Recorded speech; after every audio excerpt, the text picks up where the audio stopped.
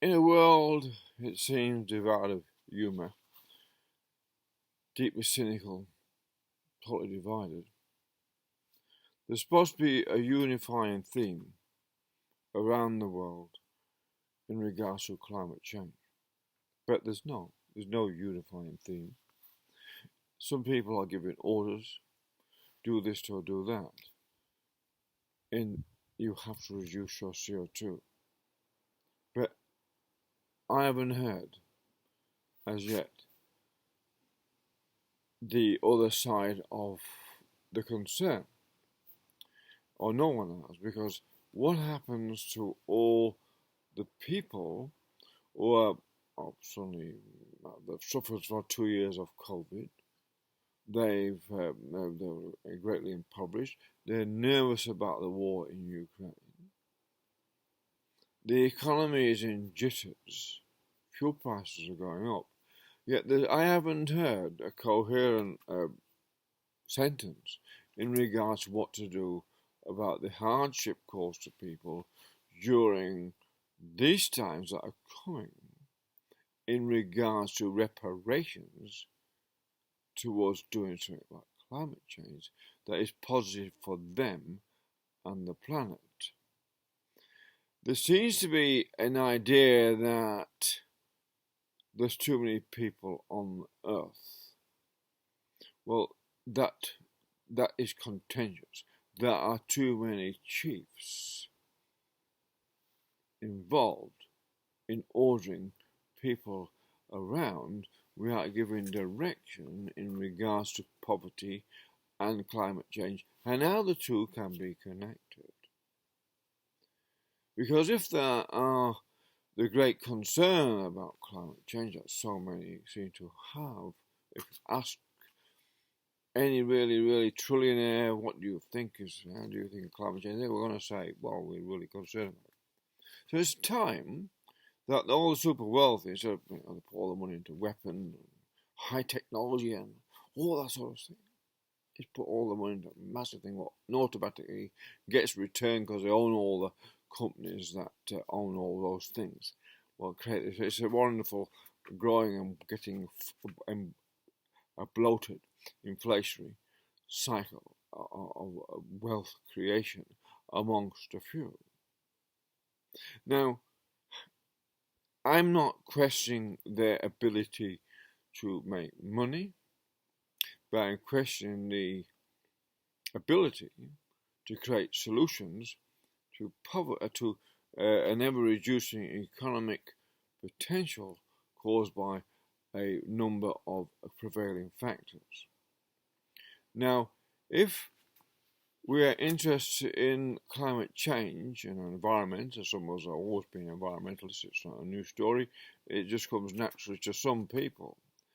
And so those who are concerned about the damage done to the planet by things like broad-scale farming, which is all well and good to feed cities, but then there needs to be organic farming what employs people in regions and allows a type of roster or time employment that helps house people in houses that are according to the scale of income, but also according to our ability to imagine new building systems that go along that are lightweight, easy to assemble, cheap to make, and environmentally friendly, etc. So it's all about they're not solving the primary problem that humanity faces, general humanity faces, which should be going alongside and working in parallel with the idea of reducing human impact on the planet and reducing CO2 emissions if that's your goal.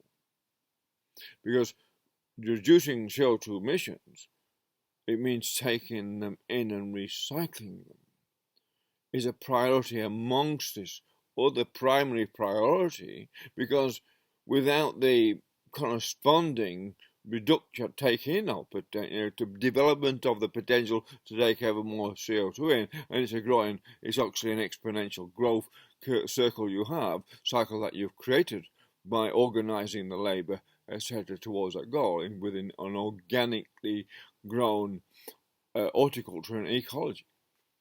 So if we take that into consideration, we can see that we can't.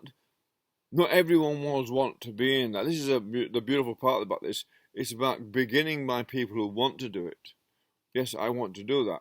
And they have a contract which assures, and they go for primary training, how to use a shovel or whatever. But they're going to learn on the job. It's a thing that people can. They've already got tons of experience, people in the world who can pass basic knowledge about development of horticulture in a way that's never been done before, in this way, and maybe since the Egyptians, but in a way that allows a lot of people to come in and develop something that's a permanent situation for themselves, without being so much a cost burden, because the result you get, they're going to be on the dole or on welfare or some sort of problem for society anyway.